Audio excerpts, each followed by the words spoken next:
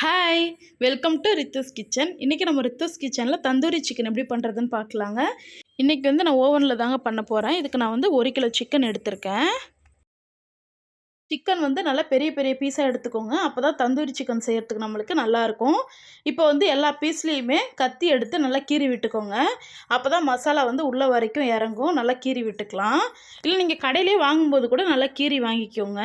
இப்போ பார்த்தீங்கன்னா நல்லா கீறி எடுத்தாச்சு. நம்ம வந்து தந்தூரி சிக்கன்லாம் கடையில் வாங்க வேண்டிய அவசியமே இல்லைங்க. நான் சொல்கிற முறைப்படி மசாலா போட்டு நீங்கள் செஞ்சீங்கன்னா நம்ம கடையில் சாப்பிட்ற டேஸ்ட் அப்படியே கிடைக்கும். அவ்வளோ சூப்பராக இருக்கும். உடம்புக்கும் ரொம்ப நல்லது. அதனால் வந்து ரெசிபியை ஸ்டார்டிங்லேருந்து எண்டு வரைக்கும் ஸ்கிப் பண்ணாமல் பாருங்கள். இப்போ இதுக்கு என்னென்ன மசாலா தேவைன்னு பார்த்துக்கலாம். நான் ஒரு 2½ ஸ்பூன் அளவுக்கு இஞ்சி பூண்டு பேஸ்ட் எடுத்துக்கிறேன். கொஞ்சம் எக்ஸ்ட்ராவே எடுத்துக்கோங்க, நல்ல ஃப்ளேவர் கொடுக்கும். போதும். இப்போ இஞ்சி பூண்டு பேஸ்ட்டு சேர்த்ததுக்கப்புறமா இது கூட வந்து உப்பு சேர்த்துக்கலாம்.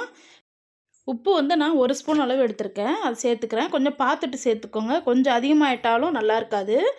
பார்த்துட்டு சேர்த்துக்கலாம்.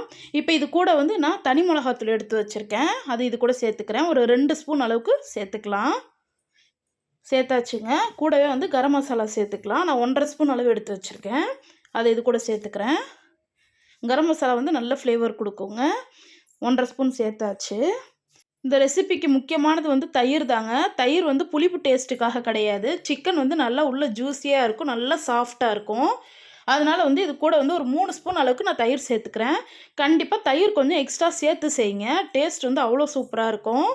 சிக்கனும் வந்து நம்மளுக்கு எவ்வளோ நேரம் ஆனாலும் ஹார்ட் ஆகாதுங்க. நல்லா சாஃப்டாக இருக்கும். நல்லா மிக்ஸ் பண்ணி விட்டுக்கோங்க. ஸ்பூன் வச்சோ இல்லை கையில் கூட நீங்கள் நல்லா மிக்ஸ் பண்ணி எடுத்துக்கலாம். இப்போ பார்த்தீங்கன்னா நல்லா மிக்ஸ் பண்ணியாச்சு. இது கூட வந்து இப்போ கடைசியாக கொஞ்சமாக மஞ்சத்தூள் சேர்த்துக்கிறேன். ஒரு 1/2 ஸ்பூன் அளவு சேர்த்துக்கோங்க போதும். கூடவே வந்து 1/2 ஸ்பூன் அளவுக்கு மிளகுத்தூள் சேர்த்துக்கிறேன். சேர்த்து நல்லா கிளறி விட்டுறலாம். அவ்வளோதாங்க. இதுக்கு தேவையான மசாலா வந்து இவ்வளோ தான். இது கூட நான் ஃபுட் கலர் சேர்க்கலை. நீங்களும் வந்து ஃபுட் கலர் சேர்க்காதீங்க. தனி மிளகாத்தூளே நல்ல கலர் கொடுக்கும். கடைசியாக ஒரு எலுமிச்சம்பழம் புழிஞ்சு விட்டுக்கலாம். இந்த மாதிரி ஃப்ரை ஐட்டமுக்கெலாம் மோஸ்ட்லி வந்து நீங்கள் ஃபுட் கலர் சேர்க்காமையே செய்யுங்க. அது உடம்புக்கு நல்லதும் கிடையாது. இப்போ சேர்த்தாச்சு. சேர்த்துட்டு அதில் இருந்து சீடு எடுத்துருங்க. சீடோடு போட்டிங்கன்னா அப்புறம் கசக்கும். அவ்வளோதாங்க. நல்லா கையில் வந்து மசாலாவை நல்லா பிசைஞ்சு விட்டுக்கோங்க. இது கூட எண்ணெய்லாம் சேர்க்க வேண்டிய அவசியம் கிடையாது. இந்த லெமன் தண்ணியிலே மசாலா நல்லா பெரட்டி எடுத்துக்கலாம். அவ்வளோதாங்க. 1 கிலோ சிக்கனுக்கு தேவையான மசாலா வந்து நம்ம நல்லா பிசைஞ்சாச்சு. இப்போ வந்து ஒரு பீஸாக எடுத்து நம்ம மசாலா தடவிக்கலாம். அந்த நம்ம கீறி விட்டுருக்கோம்ல, அது உள்ளெல்லாம் நல்லா மசாலா அப்ளை பண்ணுங்கள். அப்போ தான் வந்து உள்ள வரைக்கும் மசாலா நல்லா இறங்கும். ஒரு பீஸாக எடுத்து மசாலா போட்டு ஓரம் வச்சுக்கலாம். நீங்கள் இந்த மாதிரி பெரிய பிளேட்டில் வச்சு மசாலா போட்டுக்கோங்க. இல்லைனா பெரிய பவுல் இருந்தால் அதில் வச்சு செய்யுங்க.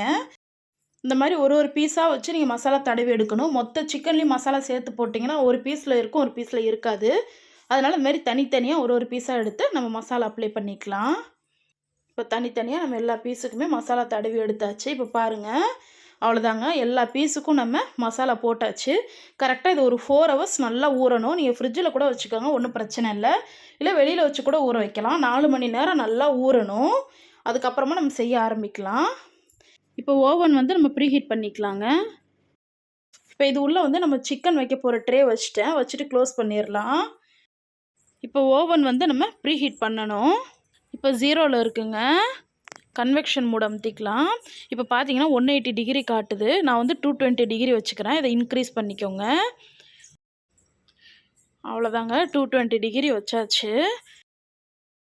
இது ப்ரீஹீட் ஆகி முடிச்சோன்னா நம்மளுக்கு சவுண்டு கேட்கும். அப்போ வந்து நம்ம ஓப்பன் பண்ணி சிக்கன் உள்ளே வச்சிடலாம். இதுக்கு இடையில வந்து நம்ம சிக்கன் மேலே நம்ம எண்ணெய் அப்ளை பண்ணிடலாம். இப்போ பார்த்தீங்கன்னா எல்லா சிக்கன் பீஸ் மேலேயும் லைட்டாக ஆயில் அப்ளை பண்ணிவிடுங்க. ரொம்ப தேவையில்லை, லைட்டாக அப்ளை பண்ணிட்டோம்னா போதும். கொஞ்சம் மேலே வரைக்கும் ட்ரை ஆகாமல் இருக்கும். அதுக்காக தாங்க. ஆப்ஷனல் தான். உங்களுக்கு ஆயில் வேண்டான்னா விட்டுருங்க. அவ்வளோதான். எல்லா பீஸ் மேலேயும் நம்ம ஆயில் அப்ளை பண்ணியாச்சு. இது வந்து நல்லா 4 மணி நேரம் ஊறினனால ரொம்ப நேரம் வேக வைக்க வேண்டிய அவசியம் இல்லை. இப்போ ப்ரீஹீட் ஆகிடுச்சு. நம்ம சிக்கன் இதில் வச்சிடலாம். நான் இந்த ட்ரே மேலே இன்னொரு ட்ரே வச்சு அது மேலேயும் வந்து நான் எல்லா சிக்கனையும் வச்சுட்டேன். அவ்வளோதாங்க. சிக்கன் எல்லாத்தையும் இதுள்ள வச்சாச்சு. நான் 30 மினிட்ஸ் தாங்க டைம் வைக்கிறேன். ஏன்னா நல்லா ஊறிடுச்சு. இப்போ க்ளோஸ் பண்ணிவிட்டு மைக்ரோ ப்ளஸ் க்ரில் ஆப்ஷன் வச்சுக்கலாங்க. நான் 30 மினிட்ஸ் டைம் வைக்கிறேன் போதும். உங்களுக்கு வந்து இன்னும் நல்லா வேகணும்னு நினச்சிங்கன்னா நீங்கள் 30 மினிட்ஸ்க்கு அப்புறம் எடுத்துகிட்டு மறுபடியும் சிக்கனை திருப்பி வச்சுட்டு மறுபடியும் ஒரு 15 மினிட்ஸ் வைங்க. உங்களுக்கு வந்து நல்லா வெந்து வந்துடும். இப்போ பார்த்தீங்கன்னா நல்லா ரொட்டேட் ஆக ஆரம்பிச்சிருச்சு. அவ்வளோதாங்க. 30 மினிட்ஸ் ஆகிடுச்சு. 30 மினிட்ஸில் எவ்வளோ சூப்பராக வெந்து வந்துருச்சு பாருங்கள். இந்த மயோனஸ் வந்து ஹோம்மேட் மயோனஸ் தாங்க. அதை நான் எப்படி செய்கிறதுன்னு சீக்கிரம் உங்களுக்கு வீடியோ அப்லோட் பண்ணுறேன். உங்களுக்கு இந்த ரெசிபி பிடிச்சிருந்ததுன்னா நீங்கள் மறக்காமல் நம்ம சேனலை சப்ஸ்கிரைப் பண்ணிக்கோங்க. தேங்க்யூ.